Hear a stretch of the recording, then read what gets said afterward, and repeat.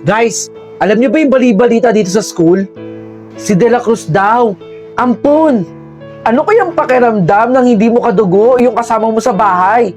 Aba syempre, baka mamaya magnakaw. Di ba? Yung mga posibleng mangyari. Ay naku guys, parating si De La Cruz. Mamaya na tayo magkwentuhan. Tara, dun tayo. Ampon? May kikiraan lang po ah. Andiyan si De La Cruz.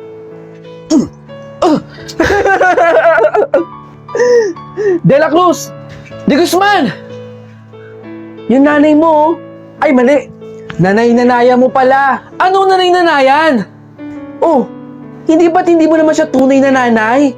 Di mo ba alam? Bali-balita dito sa school na ampon ka daw. Eh ano naman kung ampon? May problema ba doon, Di Guzman? Wala naman. Kaya lang, di ka ba nahihiya? Hindi mo naman sila kadugo, di ba? Tawag ka ng nanay-nanayan mo. Bilisan mo na, De La Cruz. Okay, class? Gagawa kayo ng letter para sa mga nanay nyo dahil sa celebration ng Mother's Day. Okay ba? Paano naman po si De La Cruz? Eh yung nanay-nanayan niya, hindi naman talaga niya tunay na nanay. Pero sa bagay, Mother's Day naman, pwede na din De La Cruz.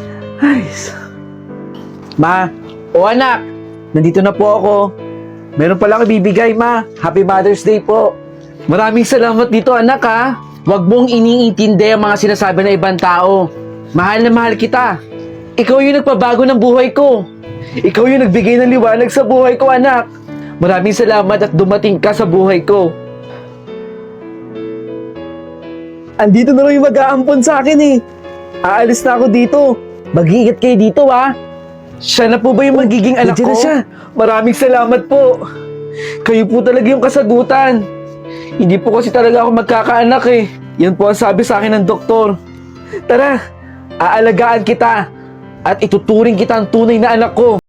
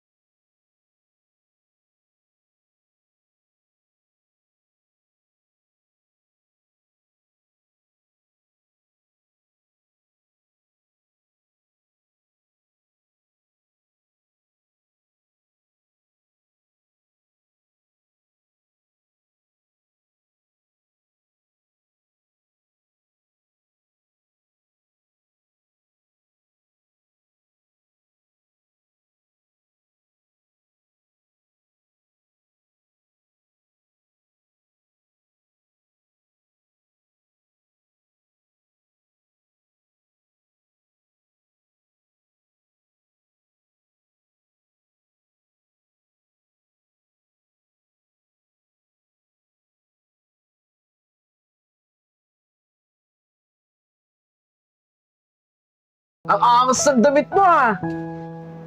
De La Cruz! Anong damit yan? Puti na naman! Tingnan mo yung damit ko. Ang angas, di ba? Bukod pa yung damit ko sa Pasko. Ikaw, puti na nga yung damit mo sa klase natin, puti pa rin yung susuotin mo, at plain na plain pa. La Cruz, Christmas party natin ngayon. Hindi tayo mag-aaral. Magsasaya tayo, sasayaw at sasayaw tayo dito. O baka naligaw ka ng classroom. Bahala ka sa buhay mo. Tara.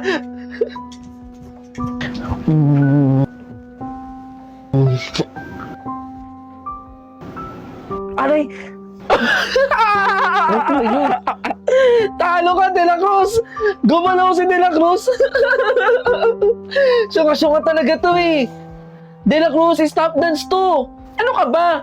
Parang hindi ka naman nagdaan sa kabataan mo dati. Kahit kailan talaga eh, no? Talunan talaga si De La Cruz. Hindi mananalo kay De Guzman. Salamat po sa premyo, ma'am. Sabi sige, gagalingan ko eh. Tatalunin ko si De La Cruz. Ano kaya to? Ma'am, ito po pala. Regalo ko po sa inyo. Merry Christmas po. Merong ipapadala si mama sa inyo. Regalo daw po niya yun sa inyo. Basta ma'am, huwag niyo daw pong kakalimutan yung pangalan ko ha. De Guzman. Naku ma'am, nakita po ni De La Cruz. Ibale, alam ko naman po na ako po yung gagawin yung tapon at hindi yan si De La Cruz. Eto?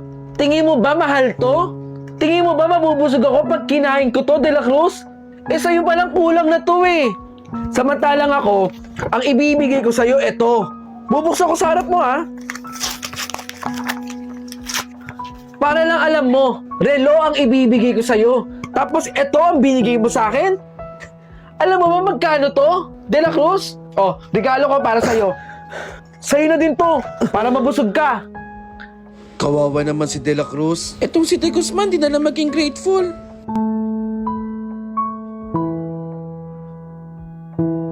Meron akong pang regalo kay De Guzman.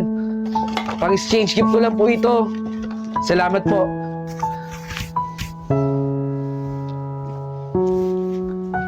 Itong papel na hawak ko ay 5 piso isa. Pakipasa na lang sa likod at pakikolekta ang 5 piso. Ma'am, baka pwedeng gamitin ko na lang po yung lumang papel ko. Sino ba ang teacher dito? Sino ba ang dapat na susunod sa kwartong to? Hindi ba't ako? Wala po kasi akong pambayad eh. Hindi ko na problema kung wala kang pambayad. Kung gusto mo, mangutang ka sa mga kaklase mo. Ma'am, ito po yung sa akin. Bayad ko po. De Guzman, no? Mabuti ka pa at hindi ka nagre-reklamo. Hindi po ko katulad ni De La Cruz, no? Itong tela na hawak ko, ang inyong magsisilbing quiz. Ang isang yarda ay 50 pesos. Dito ko malalaman kung meron kayong natututunan sa klase ko. Nicole, pakipasa. Tig isang yarda ha, 50 pesos. May reklamo? Wala, ma'am. De La Cruz? Wala po, ma'am. Mamaya kailangan kompleto ang bayad ninyo. Ito yung bayad ko, Nicole. Class! Ano to at bakit bagsak kayo sa klase ko?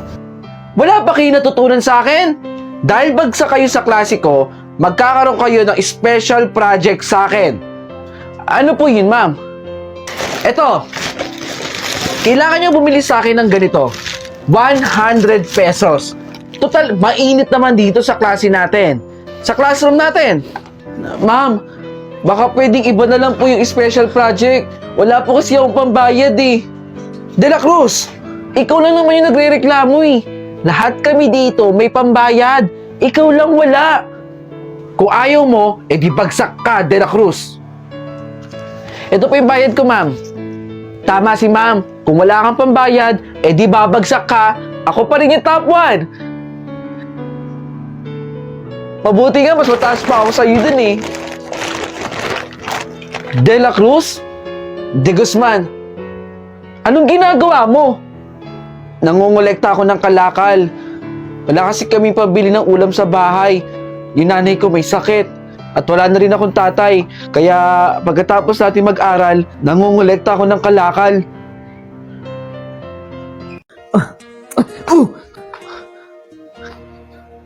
Kabayan? Kabayan! Pinoy! Pinoy! Ako pala si Bok. Clyde, ang pogi ng pangalan mo ha. Ay, akin na. Tulungan kita. Oh, salamat.